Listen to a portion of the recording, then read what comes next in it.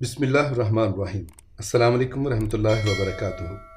یہ واقعہ آج سے 3500 سال پہلے پیش آیا تھا۔ فرعون کے ڈوب کر مرنے کے بعد سمندر نے اس کی لاش کو اللہ کے حکم سے باہر پھینک دیا، جبکہ باقی لشکر کا کوئی نام و نشان نہ ملا۔ مصریوں میں سے کسی شخص نے ساحل پر پڑی اس کی لاش پہچان کر اہل دربار کو بتایا۔ فرعون کی لاش کو محل پہنچایا گیا۔ درباریوں نے مسالے لگا کر اسے پوری شان اور احترام سے تابوت میں رکھ کر محفوظ کر دیا۔ حنوط کرنے کے عمل کے دوران ان سے ایک غلطی ہو گئی تھی۔ فرعون کیونکہ سمندر میں ڈوب کر مرا تھا اور مرنے کے بعد کچھ عرصے تک پانی میں رہنے کی وجہ سے اس کے جسم پر سمندری نمکیات کی ایک تہ جمی رہ گئی تھی۔ مصریوں نے اس کی لاش پر نمکیات کی وہ تہ اسی طرح رہنے دی اور اسے اسی طرح حنوط کر دیا۔ وقت گزرتا رہا، زمین و آسمان نے بہت سے انقلاب دیکھے جن کی گرد کے نیچے سب کچھ چھپ گیا، حتیٰ کہ فرعونوں کی حنوط شدہ لاشیں بھی زمین کی تہوں میں چھپ گئیں۔ ان کے نام صرف کتابوں، ان کی تعمیرات اور لوگوں کے ذہنوں میں رہ گئے۔ اس واقعے کے 2000 سال بعد اس دنیا میں اللہ کے آخری نبی حضرت محمد مصطفیٰ صلی اللہ علیہ وآلہ وسلم تشریف لائے۔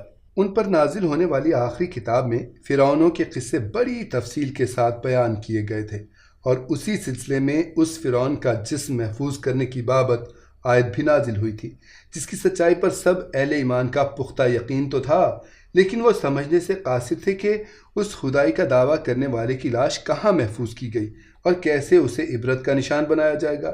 1871 میں مصر کے ایک شہر الغورنیہ سے تعلق رکھنے والے غریب اور معمولی چور احمد عبد الرسول کو فرعونوں کی حنوط شدہ لاشوں کی طرف جانے والے خفیہ راستے تک رسائی مل گئی۔ احمد عبد الرسول نوادرات چوری کر کے بیچا کرتا تھا۔ ایک دن وہ دریائے نیل کے کنارے کے قریب تبیسیہ کے مقام پر اسی سلسلے میں پھر رہا تھا جب اسے خفیہ راستے کا پتہ چلا۔ وہاں وہ نوادرات کی چوری کے لیے جگہ کھود رہا تھا کہ اسی دوران اسے کچھ لوگوں نے پکڑ لیا اور پولیس کے حوالے کر دیا۔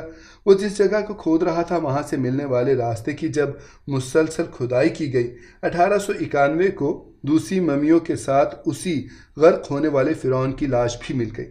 اس کے کفن پر سینے کے مقام پر اس کا نام لکھا ہوا تھا۔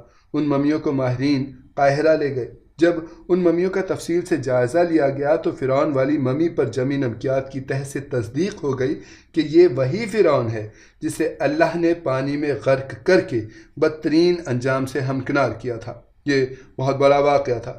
اس کی تصدیق کے لیے دنیا بھر کے ماہرین آثار قدیمہ اور سائنسدان مصر کی طرف امڈ پڑے۔ مختلف سائنسی ٹیسٹ کرنے کے بعد دنیا بھر کے سائنسدانوں نے تصدیق کر دی کہ دوسری سب لاشوں کی نسبت صرف فرعون کی لاش پر ہی سمندری نمکیات کی تہ جمی ہوئی تھی۔ اس تصدیق کے بعد اسے فرعون کی لاش قرار دے کر عجائب گھر میں محفوظ کر دیا گیا۔ 1982 میں فرعون کی ممی خراب ہونے لگی تو اس وقت کی مصری حکومت نے فرانس کی حکومت کو درخواست کی کہ فرعون کی ممی کو خراب ہونے سے بچایا جائے، نیز جدید سائنسی ذرائع سے اس کی موت کی وجہ بھی معلوم کی جائے۔ چنانچہ مصری اور فرانسیسی حکومت نے مل کر ممی کو فرانس لے جانے کا انتظام کیا۔ جب فرعون کی لاش کو فرانس پہنچایا گیا تو ایئرپورٹ پر اس دور کے فرانسیسی صدر بذات خود حکومت کے اعلیٰ عہدیداروں، تمام وزراء اور فوج کے افسران کے ساتھ استقبال کے لیے موجود تھے۔ فرعون کی لاش کا استقبال کسی عظیم زندہ بادشاہ کی طرح کیا گیا۔ فوجی دستوں نے سلامی دی۔ فرعون کی ممی کو ماہر ڈاکٹروں کی ٹیم کے حوالے کیا گیا۔ اس ٹیم کی سربراہی ڈاکٹر مورس بوکائے نے کی تھی۔ مائکروسکوپک ٹیسٹوں کے ذریعے ممی کے تمام اعضاء کا باریک بینی سے جائزہ لیا گیا تو معلوم ہوا کہ اس کی لاش اور جسم میں سمندری ذرات ابھی تک موجود ہیں، اور موت کی وجہ بھی پانی میں ڈوبنے کی وجہ سے ہوئی تھی۔ ایک بادشاہ کی موت پانی میں ڈوبنے کی وجہ سے ہو، یہ ڈاکٹر مورس کے لیے حیرت کی بات تھی۔ اس نے اس ممی کے بارے میں مزید جاننے کی کوشش کی تو اسے معلوم ہوا کہ اس بادشاہ کی موت کے حالات مسلمانوں کے نبی حضرت محمد مصطفیٰ صلی اللہ علیہ وآلہ وسلم پر اتری کتاب قرآن پاک میں تفصیل سے درج ہیں۔ اسے علم تھا کہ جہاں سے یہ لاش ملی ہے وہ ایک اسلامی ملک ہے، چنانچہ تجسس کے ہاتھوں مجبور ہو کر وہ مصر پہنچا۔ وہ ایک سائنسدان تھا۔ اس نے اس معاملے میں مصر کے ہی ایک سائنسدان سے ملاقات کی۔ اس سائنسدان نے قرآن پاک کھول کر اسے سورہ یونس کی آیت 90 تا 92 کا ترجمہ لفظ با لفظ سنایا۔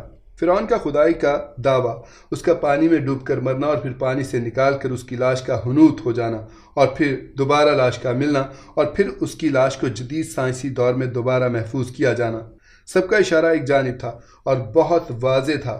تجھے بعد میں آنے والوں کے لیے عبرت کا نشان بنا دوں گا۔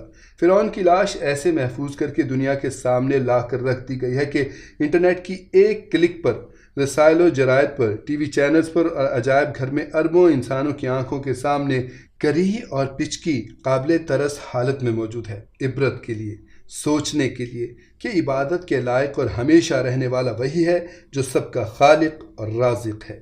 ڈاکٹر مورس نے آیات کا ترجمہ سنا تو اسی وقت پکار اٹھا، قرآن سچا ہے، کلمہ پڑھا اور مسلمان ہو گیا۔ کروڑوں درود و سلام ہو حضرت محمد صلی اللہ علیہ وآلہ وسلم پہ، اہل بیت امہات المومنین اور تمام صحابہ کرام رضوان اللہ علیہم اجمعین پر۔